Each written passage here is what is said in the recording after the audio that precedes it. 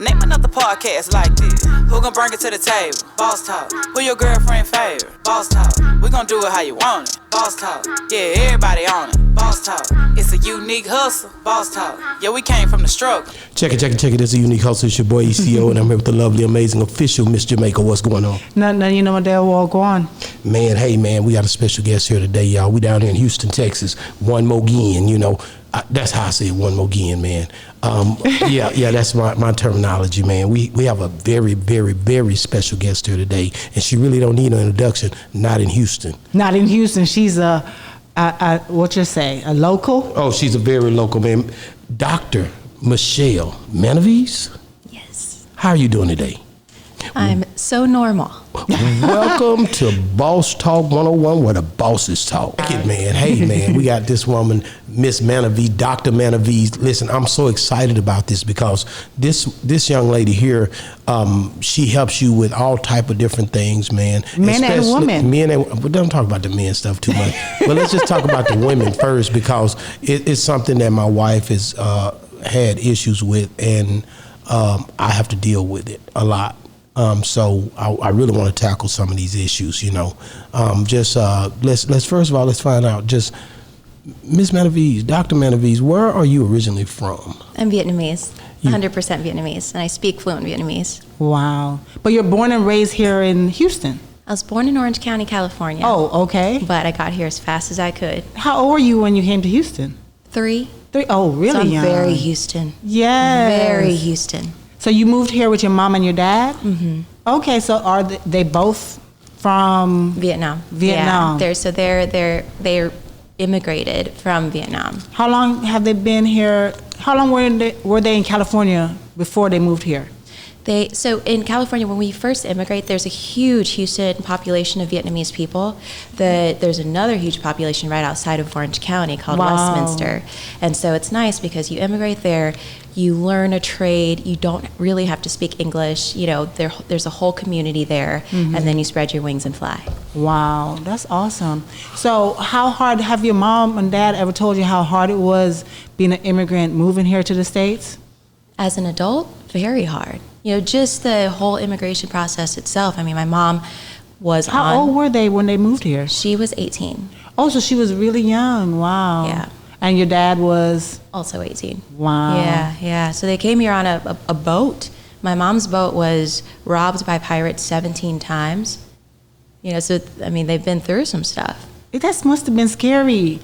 Did anything happen did she tell you, like, did anybody get killed, thrown off the boat? Because when you think about pirates, I'm thinking about Pirates of the Caribbean, where, you know, fights and all of that, swords. Did any of that happen? You know, it's one of those sore topics where you kind of just let it be in the past. We have so much to look forward to. We're so grateful. We have a lot of good coming our way. So we like to focus on that. I like the way how you put it. That's nice. Because a lot of times people, in anything that they go through in life, they tend to focus on the past. And so they can't move forward to the future because they focus so much on the past. Right. So, it's all about how you react. Everyone's got baggage. Everyone has trauma. But how do you bounce back from that? How do you react to that? And how many kids did they have together? 2, just my sister and I. Oh, no boys. Oh, no boys. Would have been nice to have a brother, though. How far apart are you and your sister? 3 years. So how was that growing? You older or younger? I'm older, but I act younger. Wow. Okay. Yeah. So she was the big little sister. Big little sister. Yeah. She was a big corporate lawyer, all of that. Then I started this practice, and I said, I'm only good at being a doctor. It's the only thing I'm good at. I need someone to help me. So I made her quit her job, and now it's so much fun. Wow. It's so much fun. So your parents must be very proud of y'all because of where they come from. And to see y'all achieve this, what you have, was it hard for you when you were a kid? Did they push you like really hard, like because of where they came from? Like, you have to be somebody, you have to this. That happens a lot in first generation immigrants. My parents, not so much. Okay. They really just wanted us to be happy. Mm-hmm. Wow. I mean, you know, when I look and I look over there at you, you know, I can see you doctoring on me. You know what I'm saying? like you seem like the person I'd be like, don't, because I really like the lady doctors better than the men. So I really could rock with you because I'm a ladies man. I got married 20 years ago, and so, I always did better with the ladies. We can tell. Yeah. I love the ladies. That's why I got y'all two sitting here. I'm in my own zone. You know what I'm saying? So you a doctor. You know what I'm saying? You from Vietnam? Well, My Vietnamese? her family's from. Well, that's where she came from. Did you was over there too, right? No, I was So born you in was Orange born County. here? she's I was born in here. Okay, California. well, all I'm saying is you got the roots. I always heard that all of the islanders and all the ladies outside of this country, they love the U.S. men. I got a friend that does security, and he told me what happened when he went over to these other countries. He put me on game. So I know y'all love us, the brothers, especially over here in the United States. Don't pay him any attention, okay? That's the way the show go. Don't pay him any attention because he's... So, You okay. ain't watched the show, have you? Go ahead, Steph. Let me just clutch my pearls real quick. No, I just like to mess with people, man. But I definitely appreciate you coming on the show. I think we've had, like I said, we've had... But I want to say how we ended up reaching out to her. How was it? It was Tiffany, another young lady that we met. In Port Arthur. But we didn't meet her in Port Arthur. She's from Port Arthur. We but met her in New Orleans. That's And crazy. We were talking because, she had her fibroid issue, and I also suffer from fibroids, Yeah, and she recommended you. But one thing that stood out about the story that she told me about you, which to me is old school, is the fact that she said when she was in the doctor's office, how you scoot forward on the seat and you sat right by her side and said, tell me everything. And you were asking her detailed questions about just everything. You don't find that anymore, because I've been to so many different doctors and they'll ask you 1 or 2 questions and then that's it, and they're out the door. Next patient, I'm ready. They're not spending as much time with you really finding out. And then when she tell me, oh, let me call you, because she had your cell phone number, I thought that was crazy. I'm like, how many doctors give their patients a cell phone number to reassure this person that everything is going to be okay? That never happens. And I'm like, Not anymore. So I'm very old. I know I'm young for a doctor, but I'm very old school. And Tiffany specifically, and a lot of my patients, they will start talking, and I say, so what's going on? And they start talking, and then they'll pause. And then they'll look at me, and then they'll keep talking, and pause, because they're so used to doctors interrupting them, asking the question because the doctor already thinks, I know the answer. Let me just Right. speed this up. But if you just listen to the patient, they give you the answer. And so once they realize I'm not going to interrupt them, I'm actually really here to listen to them, the whole story flows out, how it affects their lives. If you've got 5 cats, I want to know all 5 cats' names, and that makes it personal. I think medicine, and probably with the doctors that you've encountered, it's almost a systematic thing. It's not their fault, Right. The hospitals make them move fast. You can't spend more than this amount of time. You get docked if you spend this amount of time. So that's part of the reason why I started my own practice. I just want to do medicine the way I think medicine should be done. And if I want to spend an hour with a patient, I will spend an hour with a patient. But how much does the insurance companies impact on the doctor's time with their patients and what they do, and how much does that impact a doctor? For me, it doesn't impact me at all. I Okay. don't care what the reimbursement is. I don't care how much they pay me. I will still spend the exact same amount of time that I want to with the patient. Okay. Let me take it back a little bit, because I'm old country boy. I'm out of East Texas. I don't know much. Now, I'm just trying to understand. You got out of school and you said, I want to be a doctor, and you went to... Yale. Bam, Yale. That's one of them prestige colleges that everybody talks about getting into. You had to be pretty sharp in order to even get into that college. Right, because not many so just people get in. break down the process of your thinking in high school of I'm going to try to push the narrative and go to Yale. I never thought I was going to go to Yale. I'm very Houston, very, very Houston. I want to stay here for all of my training. I did my medical school here, internship, residency, so I thought I was going to stay here for fellowship. Then one day my mom says, Michelle, you know what an Ivy League is? I said, Ivy yes, League. Mom, I know what an Ivy League is. She's like, can you just go to one so I have something to brag about at brunch? Did she say And that? I'm like, do you not have enough to brag about already? So I applied to Yale as a joke. I Wow. said, okay, Mom, look, I applied. And magically, I got an interview. I was like, Northeast doesn't like the South. They're not going to, and I'm a female. Yale is a boys' club. Wow. I'll never get in. So that's why I applied there, because I didn't want to get in. I want to stay in But Houston. it was meant for you to get in. It was. It really was.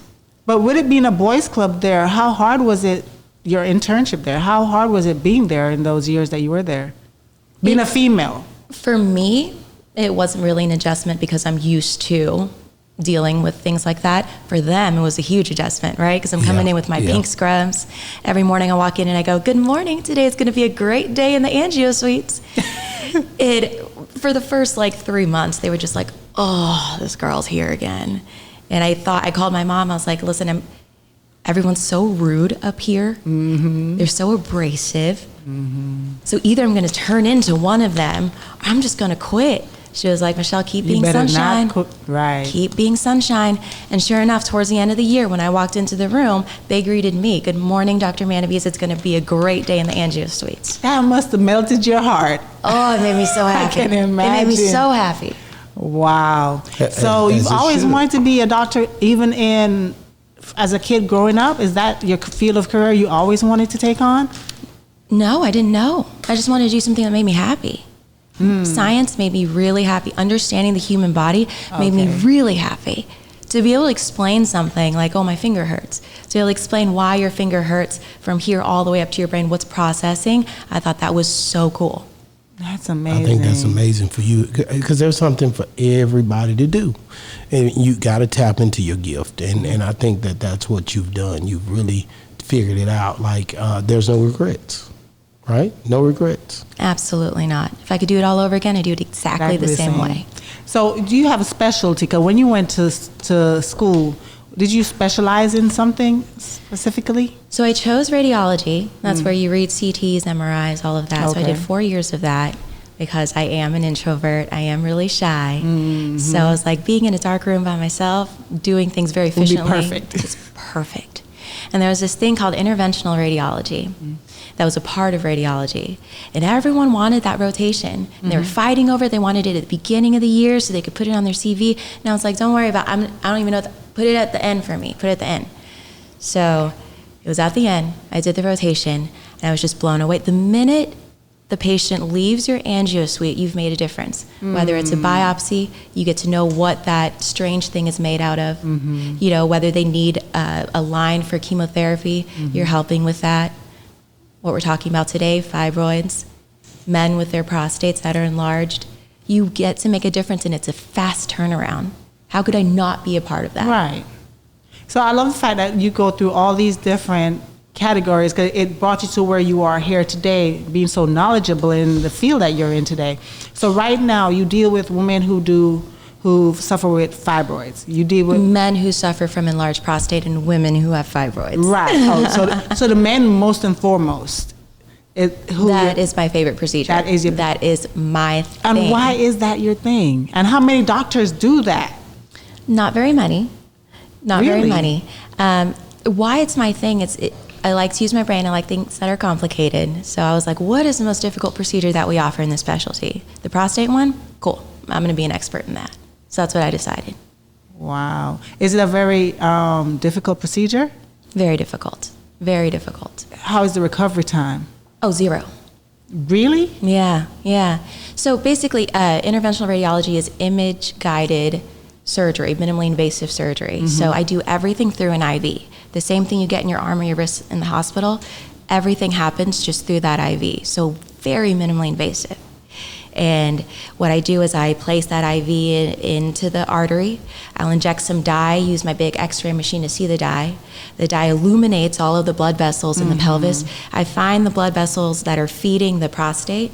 And right now the prostate's really big, it's really greedy, it wants all this blood to grow. So I inject microscopic beads into the blood vessel to slow down the flow to what a normal prostate requires. And the prostate just shrinks in response to that. So in one day. No, so being minimally invasive, it does take time to work. So my men, I say at 6 weeks, you will start to notice a difference. And that's what's published, but in my experience, it just varies. I had one guy that was waking up 17 times a night to go to the bathroom. 17 times. And you really underestimate the importance of a good night's sleep. Right. So I did the procedure on him, and he calls me a week later. My men never call me after the procedure. I call them, see if they're check in on them. And I was like, what went wrong? The procedure was perfect, textbook. He goes, doctor, I just want to let you know that last night I only woke up to pee once. So for him, it worked in a week. Right. Wow, so that's one of the signs is that you pee a lot. Pee a lot. And they, men don't like to talk about their problems. They're a little more reserved, so by the time they get to me, they've been suffering for a really long time. They don't know who to talk to. So getting up at night to urinate, all through the day urinating, when they start, they feel like it doesn't start right away. And then the stream is a lot weaker, so it's not, coming all the way out. Erectile dysfunction is another big thing that happens with men with prostate issues. Really? Because when I think about peeing a lot, I know that also having like kidney problems can cause you to pee a lot too. So how can you know the difference between this is really what I'm suffering from? Like, how can we self-diagnose our husbands or boyfriends or so forth to know which one it might be? There's no such thing as self-diagnosing. I've gone to school for many, many years, many years, and it's my job to figure it out. So that's one of the things I love. Some of my patients and some of the referring doctors will just send me a big question mark. We can't figure this out. We don't know what it is. And I think when you get so specialized, you're very tunnel vision. Right. You don't see the whole patient anymore. Wow. So when I do get a man that pees a lot, it could be, I'm getting a lot of younger patients, it could be an STD. It could be something wrong with the kidneys. Whatever it is, I will figure it out, and if I can't help, I will find someone that I trust to send you to that person. Wow. What's the youngest kid that this can happen to? So it starts at 50 with men. Oh, 50. Yeah. Okay. That's what I was wondering. Wow. Well, I don't pee like that, so I barely go. Not What yet. you mean? Don't try to put that on me. I rebuke you, Satan, in the name of Jesus. I am not peeing like that. I don't do that, and you know it, and I know it. I'm not, and I can pee good. Just I'm not having the issues. You know what I'm saying? But I understand people do go through it, and I understand that it's something that many men suffer from. It's a lot of it have to do with genetics. No. Not at all? Not really. Really? It's just the prostate just gets bigger. 80% of men over 50 will have an enlarged prostate. Does it matter about the race? Because I know certain things, it's more predominantly in this So race. fibroids, yes. Okay. Prostate, no. Prostate, no. And I've also heard every man, 50 and up, have to or supposed to go and check their prostate every single year. It is important to get your physicals. Yes, it is important to get your physicals. Stay up to date. Are you just looking away because you're? No, I'm looking at one of my friends. He just was talking to me. Every 9 years. Every 4 to 5 years. Oh, it's every 4 to 5 years. You say every year. You the doctor. Well, I want you to meet with your doctor, talk to your doctor, tell him what's up, keep him updated. Because a lot of times when we have issues that are very personal, it's hard to share, and it's really hard to form that bond with someone you just met or Right. someone that you feel is rushing you. Exactly. So if you feel like someone really cares, it's easy to open up to them. And so that's why I really try to make that environment in my office. If there were more family practitioners or more doctors like you, then more people would probably get up to go to the doctor to, tell them every little thing that's happening. Because most people who have insurance, it covers for their physical every year and so forth.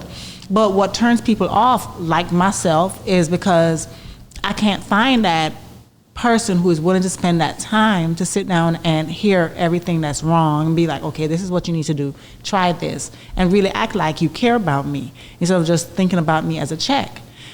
Even I've had 2 C-sections, and I've noticed, and my husband always mentioned, that doctors, when you're having a child and they can deliver your child naturally, but they see a way where they can have them have you do a C-section, they're going to always prompt for a C-section because they're making more money. And to me, a lot of doctors is all about the money and not about the patient. So how can you figure out if that doctor that you're about to see, are they going to really care about me, or are they going to care about this check?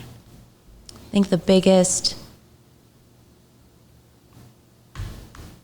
trust your gut. So And you can tell if someone cares about you. You can tell if someone hears you. That's real. Let's talk about that for a second, because I did. I seen a guy talking about that one night on a reel, and he was talking about how much you get paid if a person is having a baby. He said that if the baby turns wrong, or it's pretty much up to that doctor to say this needs to be a C-section or not. But he went on to say, if this person's in debt, if this person just got out of school, these are factors that they factoring in a person's mind, that this person could make that call just to benefit themselves. In anything that we do. In anything, it's not just doctors. In right? anything that we do, people can do anything. things and make the wrong decision just because it benefits them on a job. This is all I'm saying. The two categories that they talk about is mechanic and doctors. Those are the two categories. And lawyers. Right. So, but at the end, it's not just them though. It's others are doing it on a smaller scale, or even on a larger scale. So that's just who that person is. You're right. It has to be a person's heart that we look at to say. You say gut. I say energy and heart, like what that heart look like. Is that person really somebody who I can trust? Yeah, you held my hand and you told, is it real? I mean, and you seem like a genuine person. I ain't gonna lie. I'm almost provoked to come in and see you, but I'm just not there yet with you. Not there yet. No, but I'm working on it. Yeah, like you when you first walked in, you know what I'm saying? I kind of like, Because whoa. you mean mugged me when I walked in. Yes, you did. How do you want me to respond to that? I was I'm on stepping the into your phone with space. my friend. He had just called me. He's trying to make it over here, and you walk in, and I was whoa.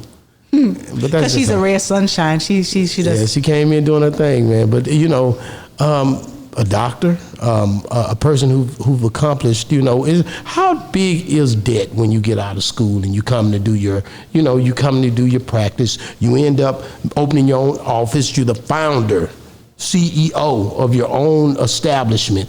How hard is it when it comes to student loans, when it comes to what the expenses that you've accrued, because some people go out and get credit cards and all kind of stuff. How hard or how easy was it for you? And before you answer that question, our daughter mentioned to me the other night, she's like, Mom, because she's about to do a project on it. Do you know that 75% of people who die in debt? I'm not surprised. Yeah, that's not. Yeah. Yeah, I could have told her And that. and I'm like, wow, that much. Yeah, Life is lifing. It's expensive. This kid's different. She come to me the other day and she tells me how many people on this earth now. Yeah, that the population is going up, that it's getting bigger now. And I'm like, I don't really care, but I got to listen to her and be like, oh, really? Because I don't want her to feel like I don't really care. But at the end of the day, if there's a billion now and there was, whatever number it was she before. Said 8 billion. 8 billion and there was 6 billion. I'm really not tripping on it. I'm just happy to be here. But she's very into this stuff. So go ahead and answer the question about how much debt. So it could be very expensive depending on where you trained. I have some friends that are $400,000 in debt when they finish. So it's really hard to catch up. Really hard to catch up. 400? And then even if you have a successful practice, say very successful practice, you can catch up in 10 years, 5 years? I'm on track for 15 years. Wow. But so here it is, because you go out, you gotta look the part. You're a doctor. You got to have the Bentley or the Benz or the Range Rover truck. You know what I'm saying? Do I? You gotta pull up. You the CEO, founder of the office. They looking at you. Come in. Oh, how's it going? Oh, it's okay, Jan. How's it going? Everybody has an image that they uphold. Maybe not you, but I'm just telling you. When I see a doctor, they are looking like doctors out here. Now, if they're a young doctor, if they're in debt, I hadn't seen one that was just walking around here looking like, oh, hell is breaking loose. That's all I'm saying. Am I right? We try to keep it together. Because there is an image that you have to uphold with the practice. Am I correct? So the tone that I wanted with the practice, and it's Access Vascular Health, I don't care so much about image, but I care if you feel my heart. Hey. So if what I do and what I put out there, if you see in my eyes, if you hear in my voice that this is what I was born to do, this is what I was meant to do, and I will take the best care of you, then that's the image that I want everyone to see. And I really hope that comes across. And go ahead and tell our audience the name of your practice and the location. No, I got that right here. Let me do that. Oh, okay. Oh, yeah. This is Dr. Maneevese, and she will be over at 5151 Katy Freeway, Suite 170 in Houston, Texas. It's right in the Heights, right off the highway. And how long have you been located there? 4 months. Hey, new let's location. Awesome. I like it. My partner, shout out to Dr. Rose. We went over to his dentistry. He just opened up a new location. Another location. That's hard. I like it. So what is your goal? Are you going to do like multiple locations, having different one practices? of the reasons why I chose Access, it's multifactorial, but we get access into the arteries and the veins to do our procedures, but I also believe in access to care, access to education, knowing all of your options. So I do a lot of mission work. And I really feel like what I do should not be a luxury. So where you're born, you can't control that, but where you're born dictates what kind of health care you get. And I think that's silly. Right. So we started in Tanzania. So we have, an IR lab there. And in my lifetime, it's probably not going to happen, but I really hope that the next generation carries it out, because I don't want to stop until there's IR in every single country. I love that. I love the fact that you're trying to make a change. I love to know that doctors are going overseas to other places, because healthcare is not affordable in other places at all. A lot of times parents can't afford it. But a lot of home remedies in those countries is what is happening. And that's not here in the States a lot. Everybody depend on modern technology or, doctors, pills, everything. I'm from Jamaica, and a lot of times, I'm not saying you don't have that, but you have a lot of home remedies. The grandma said, go pick this leaf and boil this and drink this, and it helps with this. It eases this pain. I remember my grandmother was having headaches. There's this plant that that we had outside. She would take the leaf off, she'll rub it a little bit, put it on her forehead, tie it on, and in no time her headache is gone. I mean, they knew these, because medicine comes from a lot of these plants. So they know that, but here they don't practice that. Not so much, but I mean, if it's your first generation immigrant, there's lots of remedies that my mom does, Right. We are going to Jamaica next. Shout out to my mentor, Dr. Newsom. She's from Jamaica. Awesome. And so she called me up and was like, Michelle, I want to go to Jamaica next. Can we do that? Can you do that with me? Yes. Awesome. When is that? I want to go. Let me get my feet wet and running with this business first. Nothing could have prepared me for this. I'm a really good doctor. Yes. But as a business owner, your HR, your man, everything depends on you. Wow. So you don't have like a huge team and this, I'm just want to be a doctor. Y'all take care of everything else. I have a very small team of people that believe in me, Awesome. that really see my vision and believe in that vision. So my little sister is my everything. Actually, she runs the practice. Doesn't that pretty woman get up in there like that? I don't know. I'm trying to figure that out. It's hard to get the older men to take me seriously. I'm serious. Look, you think what? But when they walk in, they already did their research. They know why they're there. And then when I start speaking about it, that puts them at ease. Yeah. Just first glance, no one takes me seriously. No Please, one takes me man, seriously. I take you serious as hell. You coming there looking at me, telling me this is wrong with me. I'm going to be serious. You got that white coat on. I know what is going down. I don't like wearing my white coat. That's what really scared the hell I out don't of us. like wearing my white coat.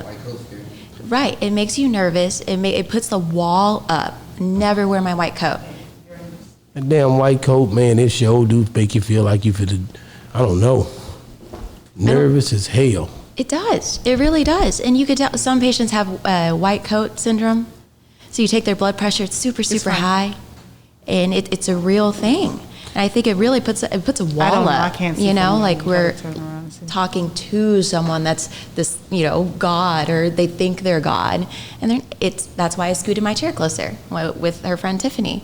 Didn't have a white coat on. Wow. What's going on? Tell me what's going on. Wow. I want to ask you about just really the way, you know, this it's a crazy thing. I just had this phobia when I go. I fell out when I was little when I got a shot, and I ain't never been the same since. I go in there, but it's like, damn. And you got to understand, when both of your parents died in the hospital after surgery, it sends you to a place where you don't trust no more. I'm being real with you. And I'm like, I'll just fall dead in the front yard. I can do better than they did. They was looking good when they went in there. But then when they came out, one didn't live long after, and the other one did the next day. So I'm just saying, like, that's a big deal for me. I don't know about other people. I hope somebody getting this. You know what I'm saying? But when I went to talk to my dad, he was doing just fine. And I was like, man, you know, you sure about this? And he was like, yeah, I'm going to go on and do it. And I'm like, okay, so you're going to do it, okay. And I left that hospital that night, and because I had experienced something early on with my mother, I was like, this dude's tripping. Like, wow, I wouldn't do it. I'm being real. In my mind, that's the way I felt. And the next day, he was dead. I'm being real. So this is the kind of thing that makes a person, when they do go, skeptical of what people are doing. Because my biggest misconception, I want people to get this. Yeah, you can help me. But what if you don't? What if it don't work? What if my other partner, and I'm just giving you worst case scenarios, he owns a paint body shop. He's been there for years. She know who I'm talking about. Before he died, they cut both his legs off. He didn't make it. This here just happened about 2 months ago with John. I can't say his name. I like to say his name. But I'm just telling you, when you hear these stories and then you've been through what I've been through, it's like they just poking their head out at you.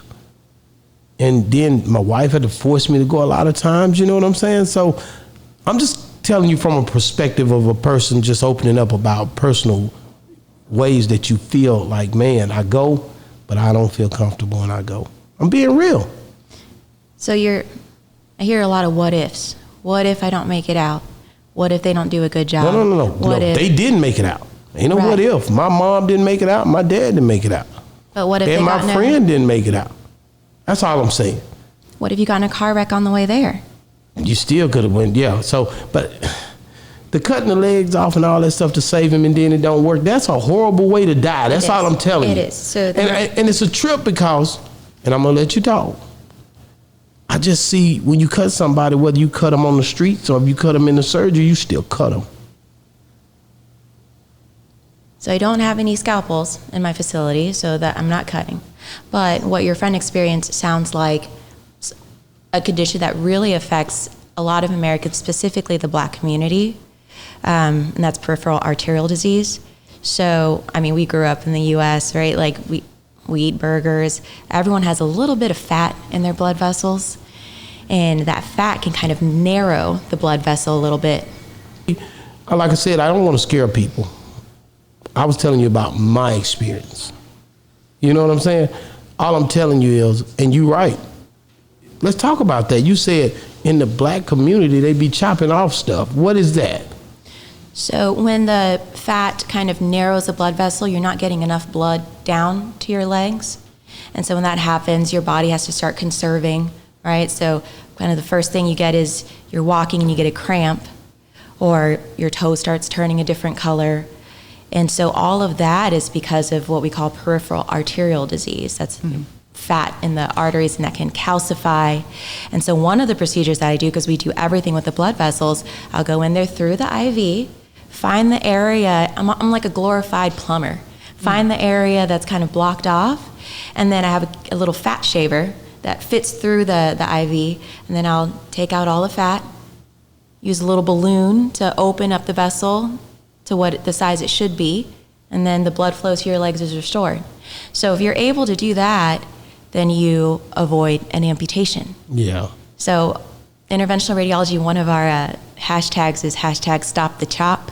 Wow. We believe really strongly in that. You shouldn't go straight to the worst case scenario. With you know, you shouldn't have to go straight to someone cutting. Right. And if that's what you choose, then okay. But you have to know that there's other options. See all the options, and then you pick the one that's right for you. But as long as knowledge is key. Knowledge is key. Wow. But you see, when you think about the fat, like what you were talking about, I'm thinking about, so does that have to do with how they eat? It's lifestyle. Lifestyle? It's lifestyle, but it's just getting older. You know? Okay.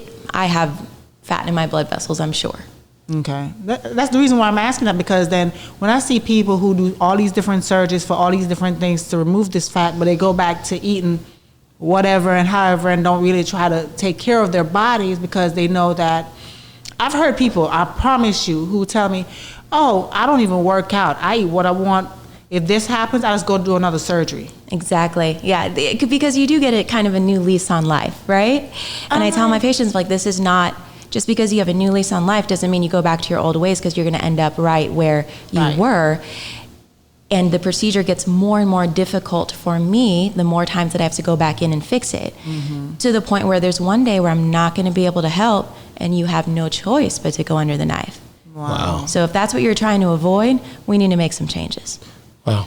So go ahead. What are the symptoms? Let's talk about fibroids for a little bit. But before I ask you about the symptoms, I want to ask my husband, how did it affect you? Because, you know, I've been suffering from fibroids for a very long time. How do you feel about that? How did that affect you and your lifestyle? I'm going to be real with you. You know, I'm a spiritual guy. So when I made my vow, I didn't make my vow playing games. It was for better or for worse. So a lot of times I have to really sacrifice anyway in some of the things that I would want to do because of ego, selfishness. So you have to back out and just try to find a place of, hey man, I understand, you know. So I've watched you go through it a long time, but I know what I signed up for. This is something that's not uncommon. To me, if you want to be real, women, I don't know, for me it's like they aliens for me. I'm going to be real because of the stuff, the cycles and all that stuff. See, people don't want to be real. I'm just giving y'all the real. Because we're so different from y'all you. Different from men. So, and I don't even like the sign of anything, like anything. You know how I am. Mm-hmm. So I stay away anyway. I'm trying to figure out how not to be in the way, but try to be there for you. You know what I mean? I'm going to flip the tables really quick, because you gave a very male answer. Yeah, right? yeah, sure did. You said you watched her go through it. What did you watch? I watched her hurt, like, you know, she was hurting, and her stomach would be hurting, and you don't even want to hear. I'm not going to say that. Go ahead. I don't care. Feel this for me. I'm like, what? Push your hand in here. Do that. Can you feel it right there? I'm like, oh, Lord Jesus. Like, this is the way she is. She think I'm supposed to look at everything. I'm not no doctor, but I still try. You know what I mean? And so, yeah, I went through it with her. Because he's my husband, I want him to know what I'm going through. Right. You know what I mean? Because there's a time when I cannot speak for some reason or something, God forbid, but anything like that, he needs to be able to tell you, the doctor, or anybody, this is what she's been going through. This is where it is. I know exactly where it is. You know what I mean? And I will say, there's a lot of men that call in for their wives. So we know women are resilient. We suffer through a lot. And so some women think this really heavy period where I have to wear a tampon, a pad, and a diaper, this is just normal. This is just me. You know, so you suffer in silence. You push through because we can push through. And then your husband, your significant other, sees you suffering, sees this is not the way it's supposed to be. And then they do their research, and that's when I get the phone call. Do they research with what? Google? Yeah. Yeah, I knew that's what they were looking at. You know what I'm saying? They on Google. Google tell you the worst possible thing that you could ever see in your life. If there's not a okay, it's going to be okay. This may not be that. It's this is that. And you are need going to to go. die in the next hour. Exactly. Right. So you got to watch that, man. When you search that bar, you better understand it's going to give it to you harshly. Well, if you search fibroid Houston or UFE, that's the name of the procedure, uterine fibroid embolization. Right. Good thing I come up first before death. So what are all the symptoms? Because I know what I suffer from. And the one part of it that I hate the most is sometimes my lower back hurts so much where it feels like my leg's gonna give. Like when it feels like I'm an old woman with arthritis all through my body. That's how it feels when I have to get up and walk or move, or I have to like sit down for a second and wait before I'm able to move, because it hurts. But of course, the cycle, long cycles, heavy cycles. What else? What else do people suffer from? I know I have a lot more, but I can't even think of it. See, I don't have to answer this question. I just have to sit and listen because you're telling everyone the answers. Mm-hmm. But everybody's symptoms are different because I have bloating, but I know people who bleed constantly. I don't go like nonstop, but I know I've heard of people who say that they don't even get a break. They go months without even stopping. So I know the severity is different between everyone else. I remember seeing a woman who looked like she was 9 months pregnant. And she wasn't. It was fibroids. That was that big. I didn't know they can grow that big. How big can a fibroid grow? I've seen a woman that also looks 9 months pregnant. Wow. It's So you basically it could get worse. It could get worse. What makes that type of situation occur? Is it just the person? So genetics is a big one. Hormones. And a lot of people, we want to find something that we did wrong. Mm-hmm. What did I do? What did I eat? What did I, expose myself to? And and I get a lot of young women, I'm young, I'm healthy, I work out, I do all of this. Why is this happening to me? Mm-hmm. Why is this happening to me? Right. And so I'm like, it's not happening to you, you're happening to it. And it hasn't met Michelle Maneevese yet. We're going to kill this thing. Man. Michelle Maneevese. I have one more thing that I would like to say because let me plug this in. That's again 5151 Katy Freeway, Suite 170 in Houston, Texas. Guys, this is Dr. Maneevese, and she is on Boss Talk 101, where the bosses talk. Favorite things is to debunk. But a lot of times women will come and say, I know you're going to think I'm crazy, but I feel like an old woman. And I have to sit down before and really, rub my back out before I can stand up again and walk. Right? So if you've got a fibroid that is on the posterior, on the back wall, that's right next to the spine. Mm-hmm. If it gets big enough, it's going to squish those nerves that are coming out of the spine. So you have this nerve that goes all the way down your leg. Of course you're going to feel back pain. If you've got a fibroid that's sitting in the front, it's pushing on your bladder, of course you're going to feel like you have to pee all the time. Mm-hmm. It's like little babies in there causing all the pressure. So these heavy periods, we split them up into hormonal and bulk symptoms, but these heavy periods, back pain, leg pain, it can radiate down. All of these things it's so different for every patient. Some patients won't have a really heavy period. Some patients have a little pang of pain every once in a while. They don't know what it is, and there's a fibroid there. So just because it sounds like it's crazy, it sounds like it's all made up in your head, there's a reason for it. The human body is amazing. Wow. Right. Man, I want to just say thank you for coming on our show. My absolute pleasure. Thank you so much for having me. Man, Dr. Maneevese is the dopest doctor in Houston, Texas. Mm-hmm. You guys got to get over here and see her. I ain't never seen nobody smooth as she is. She going to smooth her way into your places where you don't want nobody to be. She is going to do it in a way to where you're going to have to get it taken care of, and she's going to do it without you having to get cut on.